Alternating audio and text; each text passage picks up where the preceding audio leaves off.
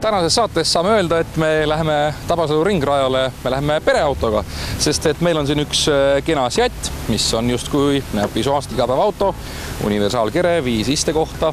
Siin kõik justkui on täpselt nii nagu on, aga pöörame rõhku sellele, mis on kirjas siin pagasniku luugi peal, see on 0-104,9 sekundit ja selle auto numbrimärk, mis on Cupra 1, tegemist ei ole kaugeltki mitte lihtsa pereautoga. Auto on meile juba sooja pandud, me oleme tänases saates ühest autost juba rääkinud, aga nüüd me oleme märksa võimsama pilli juures ja mis on kõige olulisem, meil on selle auto ajalugu siin samas Tabasalu kardirajal, me sõitsime Robertiga, ajad umbes 51, on sul meeles see? Meeles on see sõita, aga aega küll täpselt ei meenu, et mõned aastad on sellest nüüd möödas ja täna oleme taas siin selleks, et proovida jälle Cuprat Tabasalu rajal. Aga see ei ole ju enam see Cupra? Ei ole see jah, et Cupra on nende aastatega kogunud natukene võimsust juurde, pakkudes täna 300 hobujõudu ja konkreetsel autol, mis meil täna siin rajal on ka lisaks 4 vedu. See peaks siis tähendama seda, et need ajad, mis me sõitsime eelmine kord, me peaksime üle panema kindlalt. Usun küll jah, et see tänane rada soosib nelikvõlist autot kindlasti.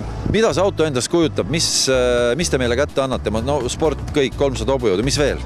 No ja ütleme Cuprast paari sõnaga rääkides 300 hobujõudu tänases automaailmas ei ole omaette mingi ime.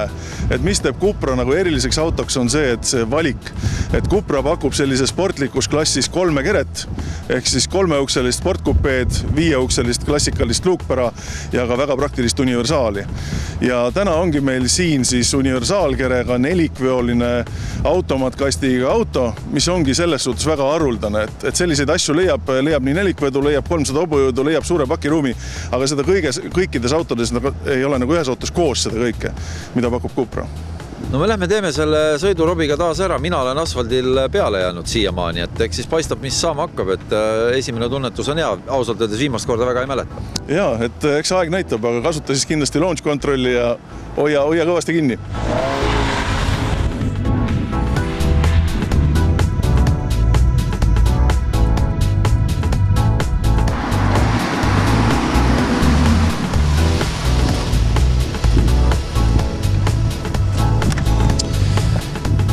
–50, 29 on see aeg.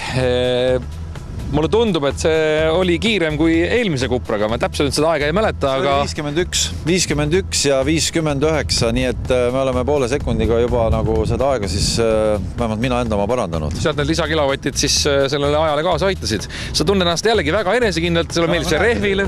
Just, absoluutselt. Tegelikult on niimoodi, et võt ei mäleta ju, see oli ikkagi mitu aastat tagasi, kuidas see auto nagu teel käitub, hoiab. No see on tõsine naudis. 4 vedu muidugi on nüüd uuel masinal juures, see tõenäoliselt selle raja peal tuleb kõige paremini välja, nii et... Täna on ilm super, rada on soe, rehvid hästi haakuvad, tunne oli mõnus, nii et muidugi loomulikult paar ringi oleks veel saanud sõita. Ma igaks juhuks ütlen ära, et äkki sõidad kiirema aja, siis ma oleks veel kiiremini sõitnud, aga üks ring proovi ja teine minna kohe, et ei, väga super. Ma jätsin peale muuseas selle viimase abi veel, selle saab ka maha võtta. Selle saab täiesti kõik abid maha võtta. See on muuseas selliste autode puhul täitsa üllatav. Tuletame televaatele meelde, et meie omavahelise võistluse skoor on asfaldil praktiliselt kõik sõidud sinu kasuks, kruusal minu kasuks. Sa mainiga see, et kruusal me oleme sõitnud 1 korra, asfaldil 10. No, aga sellest piisab ühest korrast, eks ma olengi lahkun tipus ja vaatame, kuidas mul läheb, siis tundub, et on hea auto. Anna mikrofon siia ja võtame sulle aja, tavai.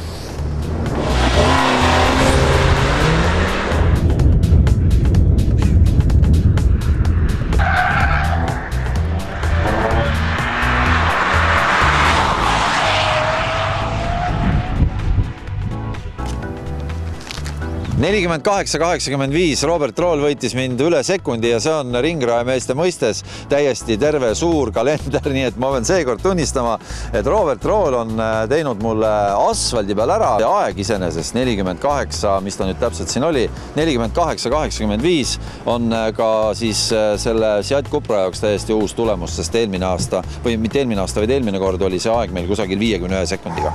Robi! Sa panid mulle ära, no ikka korralikult, 48-85. See tähendab seda, et asfaldil on saanud sinust lõpuks ometi nende roolivõimu töötamise aastate jooksul jah, tõsine spetsialist. Kuidas oli, küsime kõik? Ma pean tunnistama, et see prooviring oli ikka väga ettevaatlikult, tegin siin lõpus, ma veel eksisin ka, et see on selline auto, mis kohalt ära minnes selle launch kontrolliga, sa ehmatad nii ise ka ära, et poleks arvanud, et nii hästi edasi läheb. Igas kurvis see 4 vedu ta niimoodi rebib ja niimoodi peab. et ma ehmatasin ise kõik selle tulemusele veel eriti ära. Sa panid niimoodi minema, et sa ainult kumm ainult vilises kogu aeg. No võib-olla see kummivilin mõnikord on hea, enamalt ta ringrajal ju hea ei ole, aga no kui nii hästi läks, siis pension vist. Jah, ega midagi teha ei ole, ega on ka aastaid taga, aga no mis aga pagana vinge on auto. ta tõsiselt, mulle hullult nagu meeldis taga sõita, sest see on, sa tunnetad, mis asi on sportauto. Jah, ja tavainimesele tahaks ainult öelda, et kui saab vähegi proovige ja auto hinda arvestades, siis rokkige täiega.